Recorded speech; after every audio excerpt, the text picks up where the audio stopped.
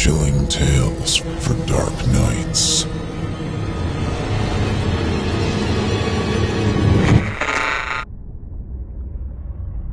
The following performance is a fourth-round entry in the 2017 Evil Idol voice acting competition. Voting is simple. Following the performance, simply click the thumbs up icon on this video if you'd like them to become a member of the team, or the thumbs down if you'd rather they not. Voting on this entry will conclude 1 week after the date of its posting. Good luck to all of our contestants.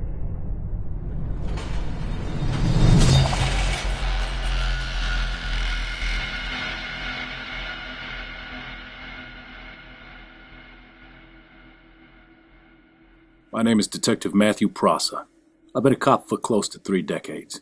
For the last few years, I worked in the 8th Precinct, Homicide Division. A staff of around 250,000 people can't compete with the murder rate in New York City, but we do our best. To be honest, homicides are usually easy to solve.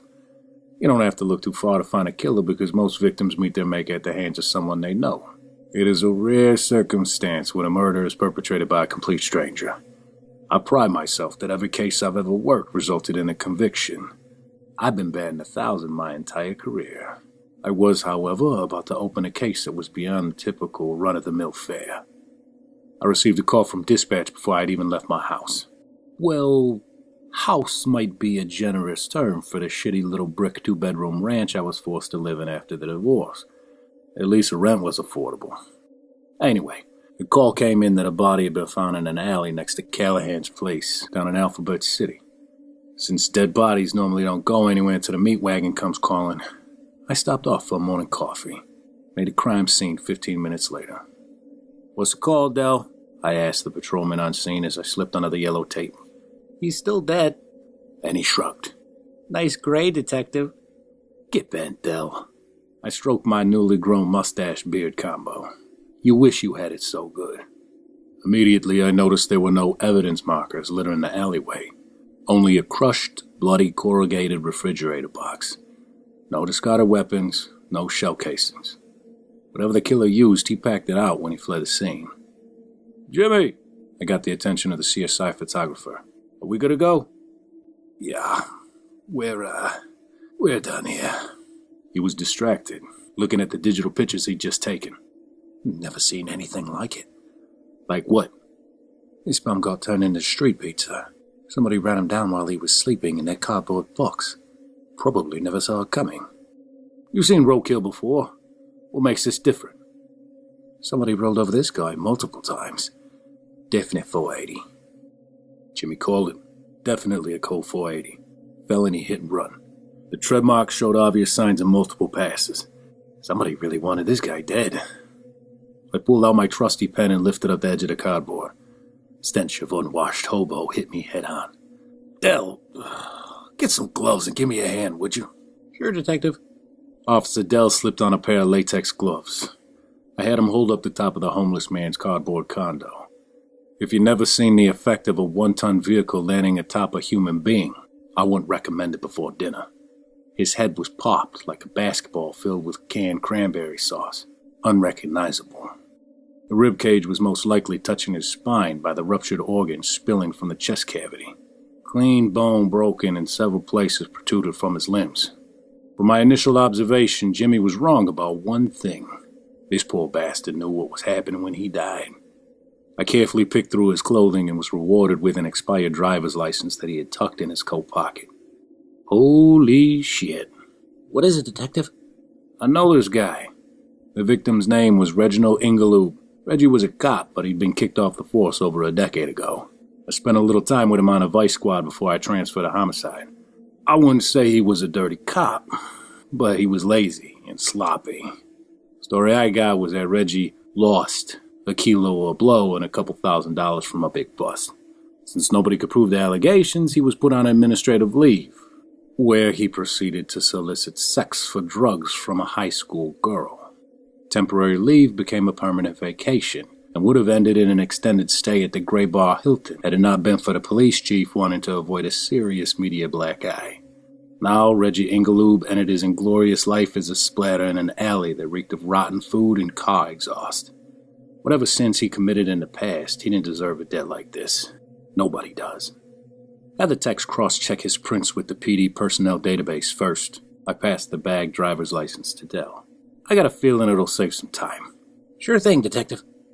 Contrary to all the TV shows about detectives, there wasn't much to do once the ME picked up the body. The homeless shelters I canvassed vaguely remembered him. He mostly kept to himself, drank a bit, never stayed longer than a night or two when the weather got bad. Although some of his fellow street urchins admitted seeing Reggie the day of his murder, they didn't know about that night. Before he hit the streets, Reggie was a dedicated bachelor, so there was no family to interview. If there were no family or friends to speak of, who did it? Wasn't likely to have been another homeless person because bums rarely own cars. Besides, the tire marks were from a car with good tread, so who would want to repeatedly run over a disgraced cop?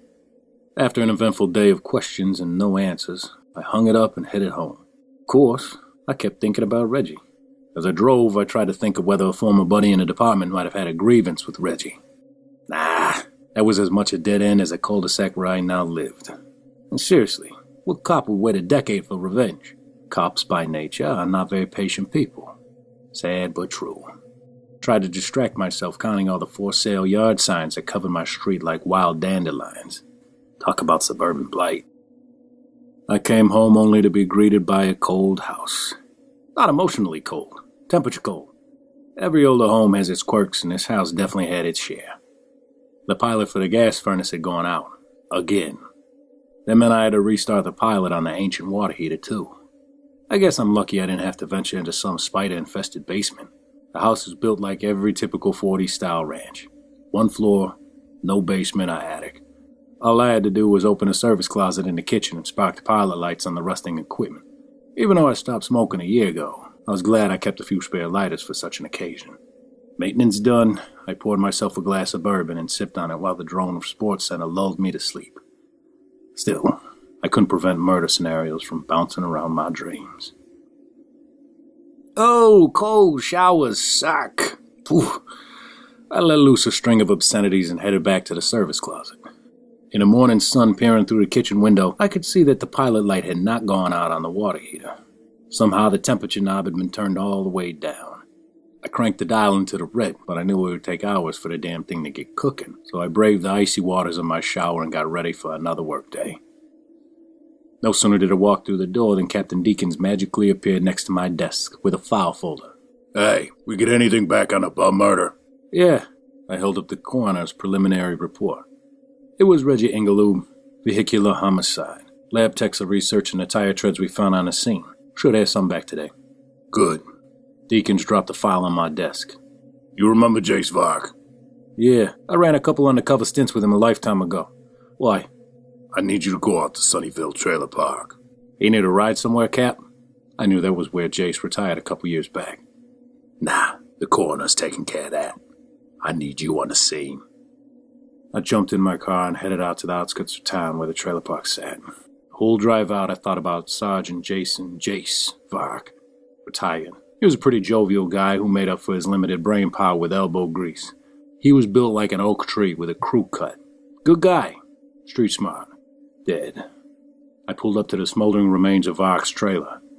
Pieces of double-wide aluminum siding were scattered in a wide berth. Fire Chief O'Kelly and his crew were already sifting through the burnt rubble for clues. What do you say, Chet? Yeah, Matt. Chief Chet O'Kelly tipped his helmet back. There's a fire. Good one. Yeah, I see that. Any guess how it started? Oh, yeah, sure. O'Kelly looked at me with a deadpan expression. Care to share? This was a regular routine in the police-firefighter relationship. Antagonizing each other was in our DNA. Well, he began in his usual cops are idiots tone. What we have here is a complete burn. That means it took less than an hour before the trailer was completely engulfed. Under normal conditions, a trailer like this could go up that quickly, but it's unlikely. He offered me a piece of wood to sniff. Smell that. I nodded. Accelerant. Gasoline? Nah. Do you feel a little pickling? It's not a reaction to the burnt wood. It's your airway reacting to the accelerant, which in this case happens to be turpentine. And as we know, turpentine is resin made from pine trees. A petroleum-based accelerant like gasoline?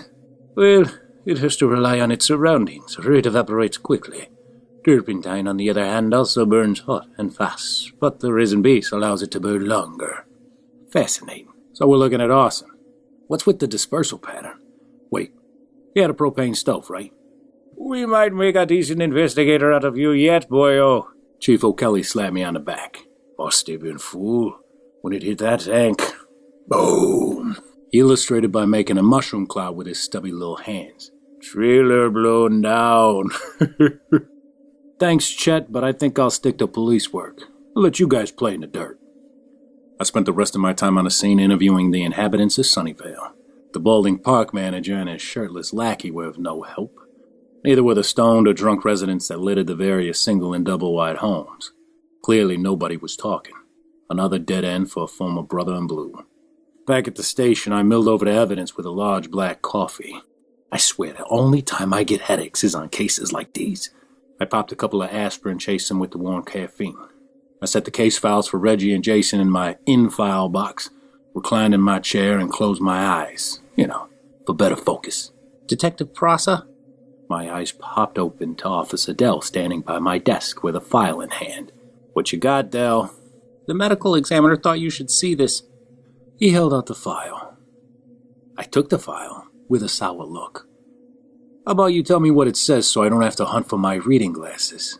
I know you peeked. The coroner's found a correlation between the two victims, Ingeloob and Vark. What'd he find?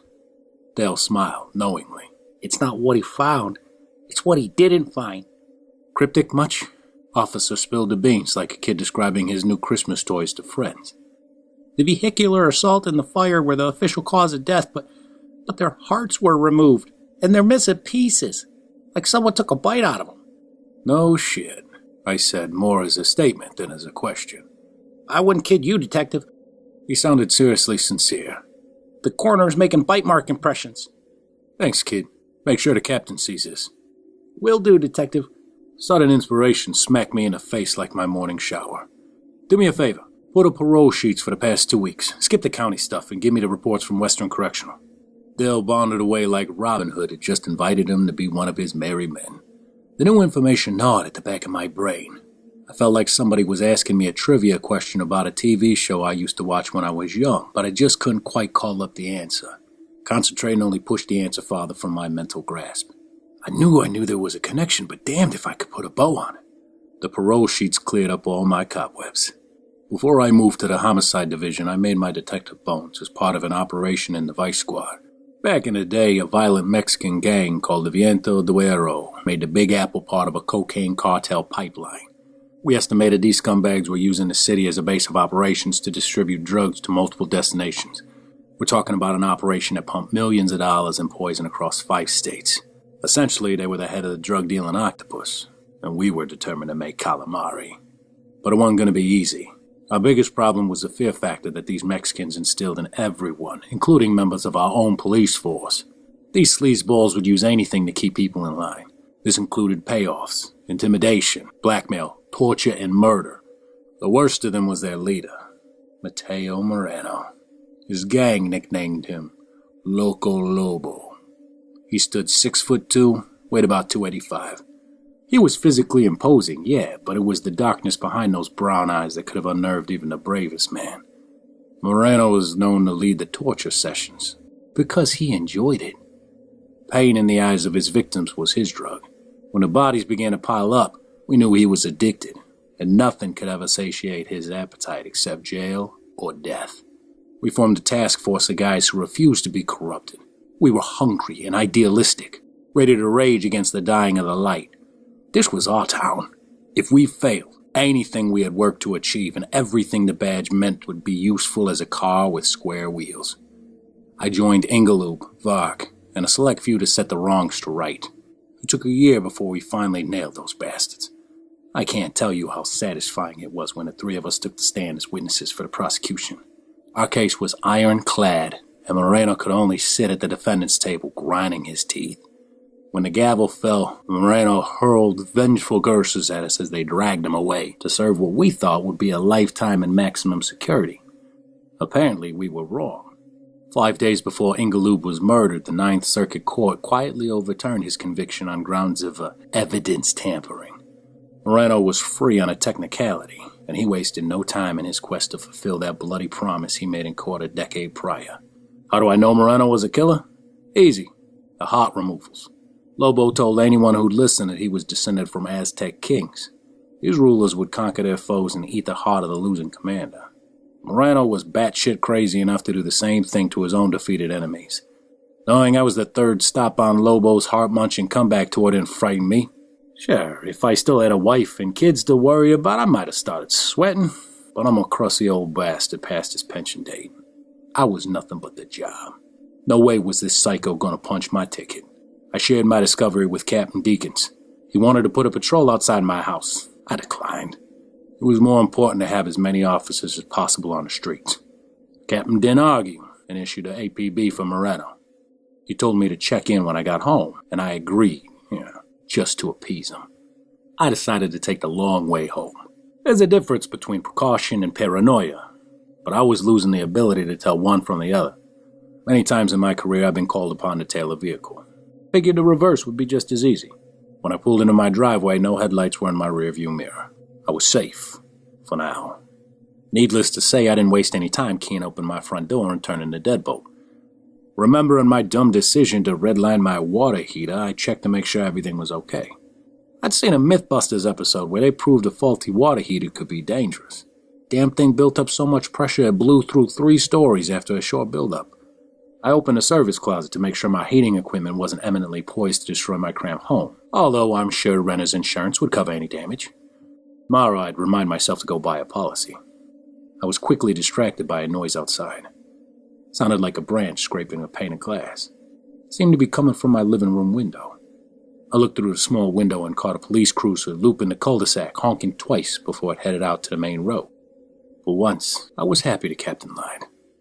I started to close the curtain and consider a glass of chilled bourbon. It was then I caught a weird reflection, only this was no mirage that confronted me. "Hola, Detective Brasa. Do you miss me?" Mateo Loco Lobo Moreno stared at me through the window. "Get the fuck off my lawn!" I pulled my .357 service revolver from the shoulder holster. He vanished from the window. I took comfort in the fact that he'd have a hard time trying to shimmy through the window anyway. A freight train slammed into the house. Again, the train landed. I blessed my shitty little home for its World War II construction. Unfortunately, I couldn't say the same for my door. I could see the wood shaking loose from the frame, and I knew it wouldn't hold much longer. The hinges would give way before my deadbolt. Little pig, let me in." "Not by the graying hair on my freaking double chin, scumbag." I popped a couple shots through the thick wood door. The half-deserted neighborhood seemed quieter than usual. Any good cop, or parent for that matter, knows silence means trouble. I slowly drew back the curtain, hoping I'd find a dead hoodlum laid out on my lawn, sporting a couple new holes in his chest.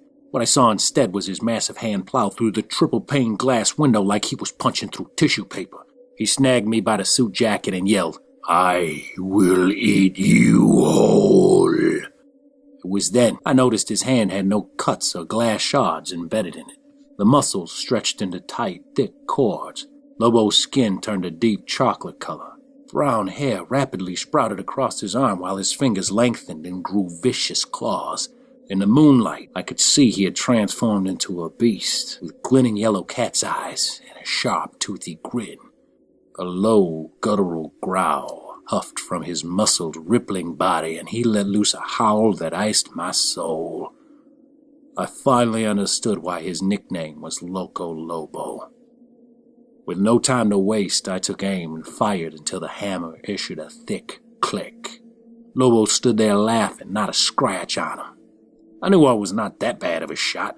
I flipped open the cylinder, shook out the shell casings, and reloaded. When I looked through the broken window, he was gone. More damn silence. Not sure if this was the calm before the storm or if I was in the eye of the hurricane, but it was time to take the offense. This was the OK Corral, and I was going to be Wyatt fucking Earp. "Hey, Lobo!" I yelled at the broken window. "You're even dumber than I remember. A real criminal mastermind would have tried the back door first." I could hear movement outside. With an animalistic snort, I heard him start around the house. He had taken the bait. I ran to the service closet, dialed the hot water heater knob all the way into the red and jammed the release valve closed, just as I dove behind the breakfast island. And unlike the front door, I knew the back door wouldn't last a couple of shots before it gave up the ghost. Pieces of the flimsy door exploded into the house with such force that some jagged splinters embedded into the drywall. In a doorway, the massive beast stood, nostrils flaring, eyes filled with the fires of hell itself. I leveled my gun and took advantage of the partial coverage the breakfast island afforded. "Hold it right there, hairball." I lined him up in my gun sight. Time for dinner, he growled. "How about a snack first?" I drew the hammer back on my .357. Moreno howled laughter and moved slowly toward me. He offered a look of confusion when I changed targets and filed the shot into the water heater. The tank's metal skin briefly buckled before rupturing. Over 85,000 psi of scalding water exploded across the tiny kitchen. Luckily, the concussive blast buried me under the uprooted island.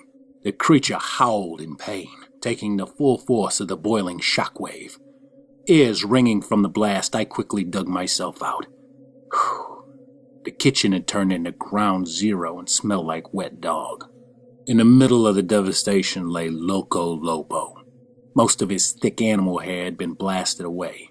His body writhed in a mass of third-degree burns as he whimpered like a puppy that's been spanked for peeing on the carpet. The big bad wolf looked on helplessly as I picked up a discarded kitchen knife and straddled him. There was no fear or remorse in his glittering yellow eyes as I raised the blade, only pain and hate. The knife had no problem piercing his seared chest. I cut a long trench under his barrel ribcage and thrust a hand into the warm cavity. The last thing Lobo saw before he died was me taking a big, juicy bite of his still beating heart.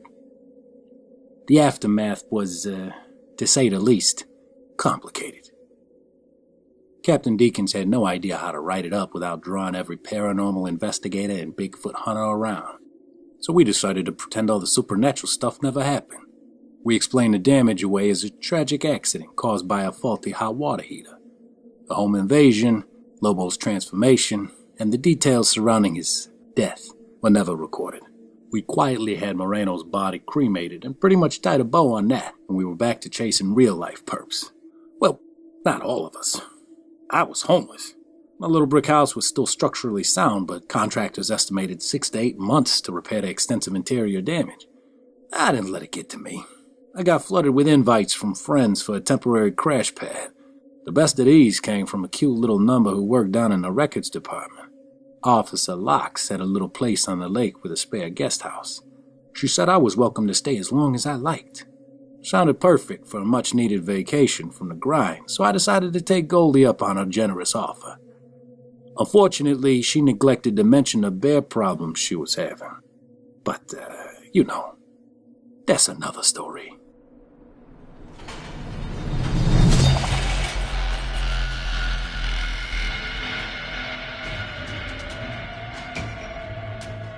Thank you for listening. If you haven't already, don't forget to cast your vote for this contestant via either a thumbs up or thumbs down vote, and help decide who becomes the next evil idol. In the meantime, turn off the lights and turn on the dark.